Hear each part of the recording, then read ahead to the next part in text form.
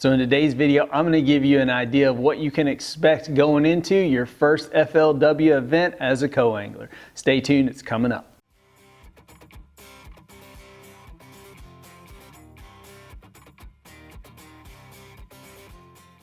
Alright y'all, Lou here from Beyond the Bounce. This is a channel geared towards bass fishing gear reviews, tournament footage. So if you like that sort of thing, click that subscribe button down below. Make sure you hit that bell so you get notified when I release new videos. Today's video is going to be about what to expect going into your first FLW event as a co-angler. So I recently completed my very first year as a co-angler and it was an awesome experience, guys.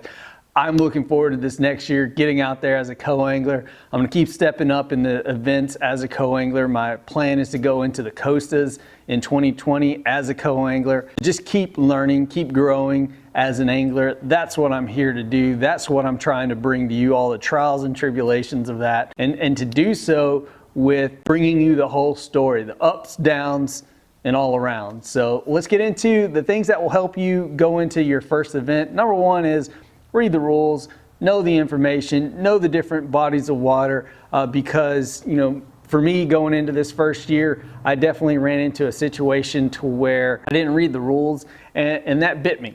And, you know, honestly, it should have DQ'd me as well, but I didn't know that in the rules. I did contact the tournament director later on, nothing ever came of it. I know that now, and that won't happen again. More so, even if it did, first thing I'm gonna do, basically DQ myself, because that's what should have happened. It was my fault 100% that I didn't have that license to fish in Vermont. I thought the waters were reciprocal. So again, 100% my fault. I didn't read the rules. Make sure you do that. Even if you're doing kayak tournaments, you know, every circuit is just a little bit different. They have something just a little unique. Maybe you make a cast from the front of the boat just by accident. That could DQ you, dequalify you.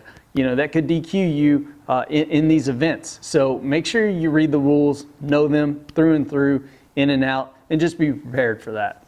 Well, let's just start it from the beginning. You know, you're gonna need to go online and sign up. FLWfishing.com makes it super easy to find the tournaments throughout the country and go in there, sign up as a co-angler or a boater. The price varies depending on which one you're doing. We're talking about really BFLs at this point. But once you've signed up online, then it's really just get prepared for the tournament. Like I said, read the rules, go to the captain's meeting, especially the first one. Now the captain's meetings aren't always mandatory. Let's just put it that way. Not everybody shows up to those. I think it's a good idea to show up, and that's what I'm going to recommend, that you definitely show up to the captain's meetings, because the captain's meetings are where they talk about off limits, they talk about different rules of the water that are out there, maybe some zones that are restricted as well, maybe presentations that are restricted as well that aren't there. So each body of water could have something that's unique to it, and that's why going to the captain's meeting is very important. At the captain's meeting, you're also going to get your text message, and your text message is going to contain the information for your boat number, your boater's information, their name, and that's going to be very important, especially for the next day, because as soon as you get that, you need to get on the phone and call that person. Don't just text them. I know we all like to text, but you know, don't just text them, call them and just start working out the details. You're going to want to work out what kind of fishing you're going to be doing, how much running you're going to be doing, things you need to bring. Maybe the boater wants you to pick up some ice. You know, be available to help the boater pick up some ice. Maybe your boater needs you to help put the boat in the water, or put the boat in the water. So be prepared to do that. Be prepared to maybe drive their vehicle, maybe even help launch their boat, maybe even drive their boat. Matter of fact, at the ICAST Cup this year, Brad Knight just was like, hey, load my boat for me. And I was like, sure thing, Brad Knight, yes sir. So, you know, just be prepared for that. That's what's gonna happen. This is also a good place to, maybe if you've already brought your money to pay them for gas, to go ahead and give them gas. At least start off with 20 bucks, but if he runs that whole lake or something like that, come to the table with more. So, you know, you need to be betting on about a minimum of $50. 20 bucks, 10 bucks, 15 bucks, you're not really gonna make a friend if you do that. You're not gonna make a contact, and trust me, everything in this sport is about having those contacts, making those network connections, because you're gonna end up building that network across state lines. And these are people that you're gonna rely on to call when the time comes to be like, hey man, you think you can give me just, you know, a little bit of information of how these guys are, how they're biting, where, you know, where people are going, maybe some of the community holes. Because if you don't think people are doing that, you're absolutely unequivocally fibbing to yourself and lying to yourself, because people fish in teams all the way up to the top tour level. So if you're not fishing in a team, if you haven't built that network, which is part of why being a co-angler is so important, to make those connections, you're gonna have a very hard uphill battle to win your first event. This is just one part in this series. If you need more tips and maybe gear suggestions, check out my other videos. They're gonna be a part of this playlist, so go check those out. I'm gonna go over tips and gear selections. This is just kind of give you an idea of what to expect with your first event. So now that we've gone through the captain's meeting, let's go to the next day, which is gonna be meeting your boater at your designated location, because you called them, you got all those details of where to meet up, when to meet up, etc. So now you're on the water, and let's go from there. So when you're a co-angler, you're put in a pretty stressful situation. Now, part of bass fishing and bass tournament fishing is dealing with the stress and how you cope with that. And you're in a stressful situation with a complete stranger, someone you're not friends with, you haven't built that rapport with. You've got to be amenable to dealing with that person. Now, some people are gonna be just jerks. I lucked out this year. I had great boaters, but trust me, there are some jerks out there. There are some perfect people, God's gift of fishing type people that no matter what you do, if you're catching fish behind them, they're gonna hate you. If you mess up on the net, they're gonna hate you. And those people, you're not gonna change. You're just gonna have to make it through that day with them. It's gonna be miserable at times, but you know what? Those people, they get a reputation for that kind of thing. So just realize that you're making connections while you're out there, and just try to enjoy the process, enjoy the learning. They're not gonna put you in the best position. That's really not what they're there to do. They're there to catch fish. They're there to catch their own fish and not really worry about you. So, you know, be prepared with the net when they're ready for it, when they call for it. Just be prepared, get your line in as fast as possible, because you don't want your line out there hanging in the water when they have to fight a fish, and maybe even fight that fish all the way to the back of the boat and around and stuff like that. You need to have your gear up out of their way, so you know they can land their fish, because I guarantee you that's going to set them off pretty well. If, you know, something of yours gets in their way, even though it's part of the process and it's part of the gig, it's going to be your fault, and you don't want that. So ask how they want their fish netted too. That's always an important thing. You know, if they want you to just stick the net in the water and have them bring the fish to you, at least they told you how to do it, and you're doing it the way that they want. Now, there are all kinds of different ways to net fish. Leaving the net in the water could scare the fish. As soon as they get off, they wiggle and jump. So, you know, I prefer to have it hovering just above the water and get ready so that when time comes, you can put it down as they bring the fish up. Don't stab at it, don't swing at it.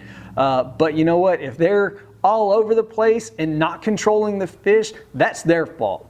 All right, and don't let them put that on you, and don't let them bring their attitude and ruin your day, because that's gonna happen. You know, people are up there, they're having bad days at times, the fish aren't cooperating, they spent hundreds, thousands of dollars to compete in these events, and so, you know, that really weighs on the people at the front. You is the same in the back of the boat. You've spent your money, you want to catch your fish, but just know that, you know, it's a learning process. That's why you're there. That's how some of the best anglers on the FLW Tour Pro have gone about getting to where they are today, was starting out on the back of the boat. You know, make sure you store your gear, make sure you manage your gear properly so that it's not strewn out all across the boat. A lot of the times the rear hatch in the back, they'll have that available for you. A good boater will have that available for you so that you can put and store your stuff out of the way. It helps, because that's one of the most frustrating things about being on the water. You know, for me, I'm used to having this whole boat to store all of my gear, whereas now I have to condense it down to just this one side area, and that really kind of stinks. Another thing that I kind of ran into this year is don't let them rush you landing your fish. Now, you know, a lot of time they're gonna see you're hooked up, they're gonna come back there and they're gonna have the net ready for you, whether you call for it or not, just depending on who your boater is. A lot of the good boaters that I had this year definitely did that, but some of them tried to rush me while trying to net my fish. And by all means, take all the time in the world to net your fish. There's no reason you should rush to land a fish to accommodate the boater.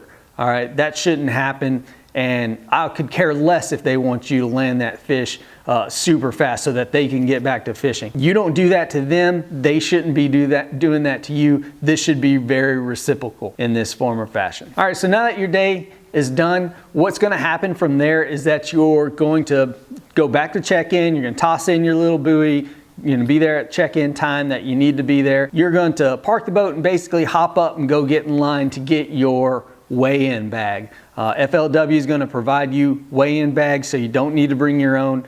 Just hop in line for your boater and get two. You know, that way it shows them, hey, he's already got that taken care of, because they're stressed. They probably didn't catch as much fish as they want. We never do. Just take that ease off of them and go and do that. Once you've got your bags, head back to the boat, fill your bags up with lake water or water streaming out of the tanks, and then from there, load your fish to the center of the boat, because fish will jump out of these live wells, which brings me to a very key important point. Don't ever open the live well of your boater. Some may ask you to, and if they ask you to, that's on them. But never ever open your boater's live well to check on their fish. All right, I mean, some of them come with one center rear hatch. I mean, what can you do in that sense? Maybe not slide over the clear glass that's on a Ranger or something, but don't ever open their live well unless they ask you to. So now that you're loading your fish to the center, again, load your own fish, have them load their fish, because you're going to want to find a hole to crawl off into if you jack up and lose one of their fish. It does a little wiggle, you do a little scream, and it falls in the water. You don't want that on you. You want them to make their mistakes. You want to make your own mistakes. That way it's even Steven at the end of the day. Once you've got your fish in the bag, then you're going to proceed up to the weigh-in. Now, weigh-in's really cool. You don't have to go up there if you don't have a fish. If you have, fish that you want to weigh, go up there, sign for your catch in the boater's catch, then put your fish into the aerating tanks, and make sure you dip in the little aerator so that the fish can get some good air. These fish, we put them under a lot of stress, and we need to protect the resource. So, it's really good that FLW does everything that's possible to help protect these fish and protect the resource. From there, you're going to proceed up stage, and people are going to direct you at each one of these stages